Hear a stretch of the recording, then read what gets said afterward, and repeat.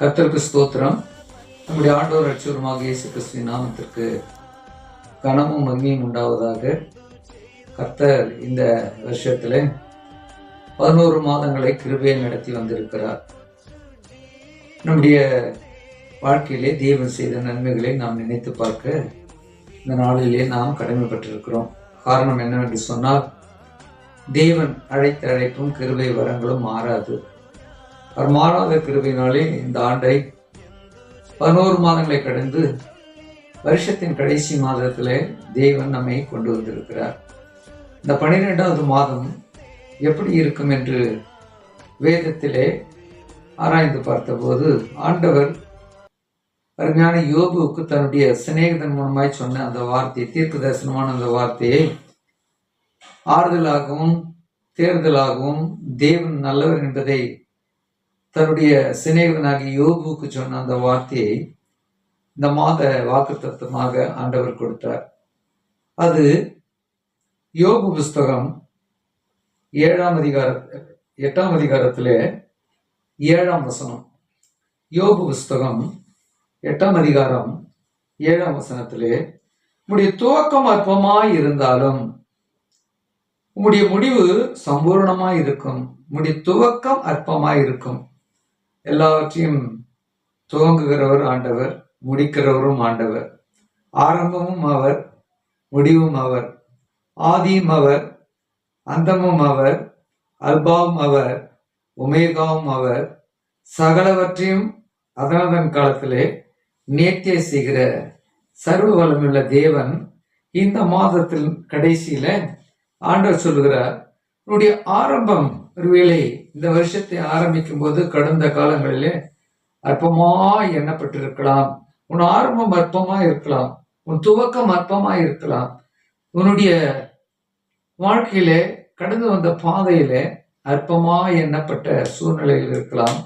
ஆனால் ஆண்டவருடைய வார்த்தை இந்த வருஷத்தின் கடைசி மாதத்தில் சொல்லுகிறது, வருஷத்தை முடிக்க போகிற இந்த நாட்களிலே முடிவு சம்பூர்ணமாய் இருக்கும் என்று ஆண்டவர் சொல்லுகிறார்.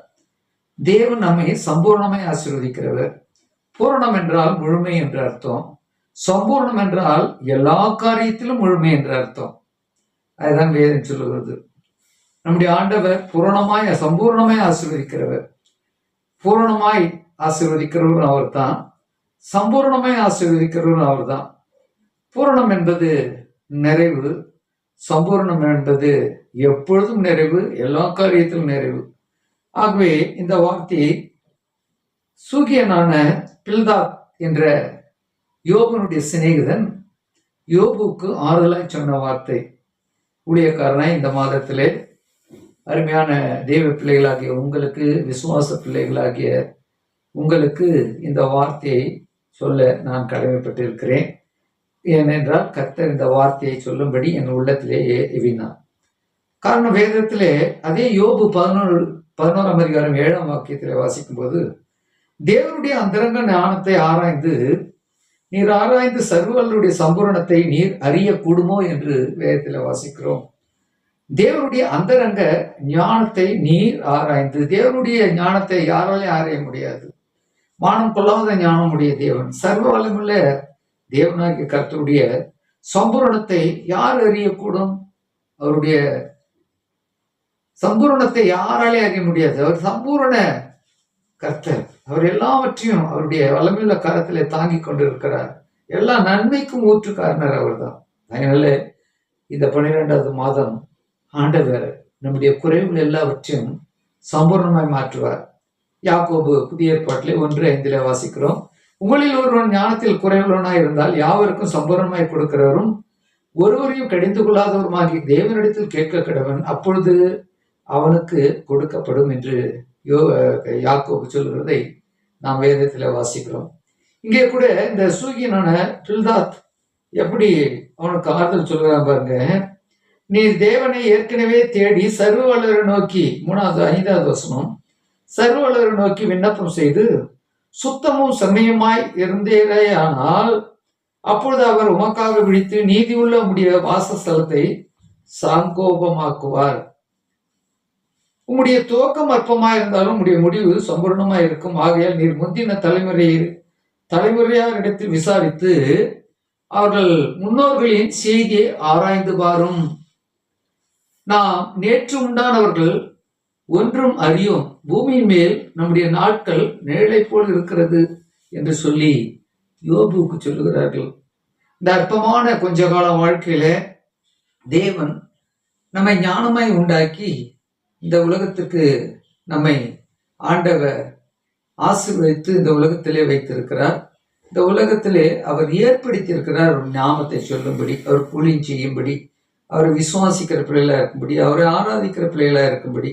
ஆகவே தான் சங்கீதம் 36:7 அங்கே அருமையான தேவ பக்தன் சொல்லுகிறான், தேவனே உம்முடைய கிருபை எவ்வளவு அருமையானது, அதனால் மனுப்புத்திரர் உம்முடைய சட்டைகளின் நேரிலே வந்தடைகிறார்கள். உமது ஆலயத்தில் உள்ள சம்பூரணத்தினால் திருப்தி அடைவார்கள். உமது பேரின்ப நதியினால் அவர்கள் தாகத்தை தீர்க்கிறீர். ஆலயத்தில் உள்ள சம்பூரணத்தினால், தேவனுடைய ஆலயத்துல சம்பூர்ண ஆசீர்வாதம் உண்டு.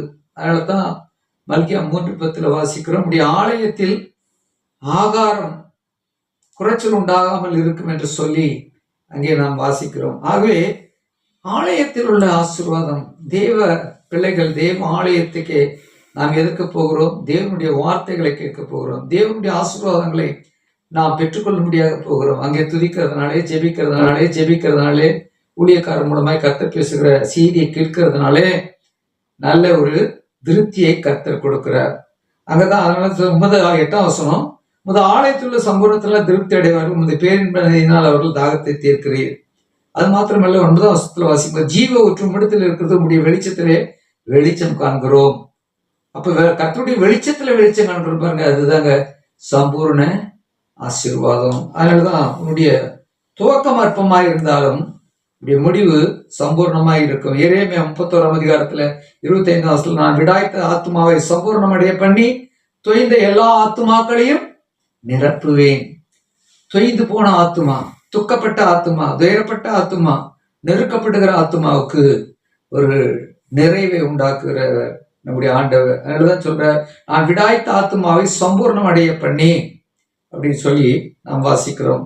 யோவேல் 2:25 வாசிக்கும் போது, நான் உங்களிடத்தில் அனுப்பின என் பெரிய சேனையாகிய வெட்டி கிளிகளும் பச்சை கிளிகளும் முசுக்குட்டை பூச்சிகளும் பச்சை புழுக்களும் பட்சித்த வருஷங்களின் விளைவை உங்களுக்கு திரும்ப அளிப்பேன். நீங்கள் சம்பூர்ணமாக சாப்பிட்டு திருப்தி அடைந்து உங்களை அதிசயமாய் நடத்தி வந்த இந்த ஆண்டு முழுதும் உங்களை அதிசயமாய் நடத்தி வந்து உங்கள் தேவனாகிய கர்த்தருடைய நாமத்தை துதிப்பீர்கள். என் ஜனங்கள் ஒருபோதும் வெட்கப்பட்டு போவதில்லை. நான் இஸ்ரவேலின் நடுவில் இருக்கிறவர் என்றும், நானே உங்கள் தேவனாகிய கர்த்தர், வேறொருவர் இல்லை என்றும் அறிந்து கொள்வீர்கள். என் ஜனங்கள் ஒருபோதும் வெட்கப்பட்டு போவதில்லை என்று சொல்லி ஆண்டவர் இந்த மாசத்துல சொல்ற. பிரியமானவர்களே, வேகமாக காலங்கள் ஓடிக்கொண்டு இருக்கிறது. ஒருவேளை இந்த நமக்கு இருக்கிற அந்த வேலைகள் மத்தியில கர்த்தருடைய வார்த்தை கேட்பது கொஞ்சம் கடினமா தான் இருக்குது. ஆனாலும் இந்த ஆண்டு வருஷத்தின் கடைசியில் இருக்கிற நமக்கு ஒரு நிமிஷம் நாம் அப்படியே சிந்தித்து பார்ப்போம், பின்னிட்டு பார்ப்போம்.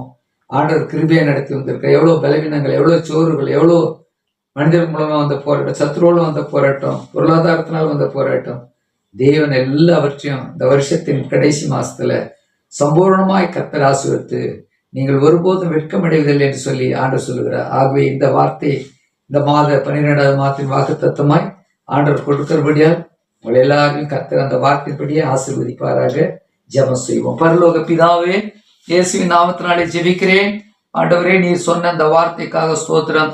ஆரம்பம் ஆண்டவரே, துவக்கம் அற்பமாய் இருந்தாலும் முடிவு சம்பூர்ணமாய் இருக்கும். இந்த 12ஆவது மாதம் ஆண்டவரே, எங்கள் ஒவ்வொரு குடும்பங்களுக்கும், உம்மை விசுவாசிக்கிற பிள்ளைகளாக எங்கள் ஒவ்வொருவருக்கும் ஆண்டவரே சம்பூர்ண ஆசீர்வாதத்தை எல்லா காரியத்திலும், பூர்ண ஆசீர்வாதம் என்பது இல்லை, சம்பூர்ண ஆசீர்வாதம். ஆத்மாவிலே ஒரு ஆசீர்வாதம், ஆவிலே ஒரு ஆசீர்வாதம், சரீர பிரகாரமான எல்லா காரியத்திலும், உலக பிரகாரமான எல்லா காரியத்திலும் ஒரு ஆசீர்வாதம், தெய்வீக சுகம், தெய்வீக சமாதானம், தெய்வீக பாதுகாப்பு, தெய்வீக நடத்துதல், தேவ ஆலோசனை, ஆண்டவரே ரட்சிப்பு, விசுவாசம், ஆண்டவரே பரிசுத்தம், இப்படிப்பட்ட எல்லா ஆசீர்வாதங்களையும் நாங்கள் சம்பூர்ணமாய் பெற்றுக்கொள்ள கர்த்ததாமே ஆசீர்வதிப்பீராக. இந்த வார்த்தை கேட்கிற ஒவ்வொரு குடும்பங்களையும், ஒவ்வொரு தேவ பிள்ளைகளையும் கர்த்தர் இந்த 12ஆவது மாதத்திலே சம்பூர்ணமாய் ஆசீர்வதித்து புதிய வருஷத்துக்குள்ளே போகும்போது நிறைவான பலனோடு ஆண்டவரே காணப்பட உடைய பரிசுத்த ஆளுகைக்கும் நடத்துதலுக்கும் ஆசீர்வாதத்துக்கும் ஒப்பு கொடுத்து ஜெபிக்கிறேன் ஜீவனுள்ள நல்ல பிதாவே. ஆமென். God bless you. கர்த்தர் உங்களை ஆசீர்வதிப்பாராக.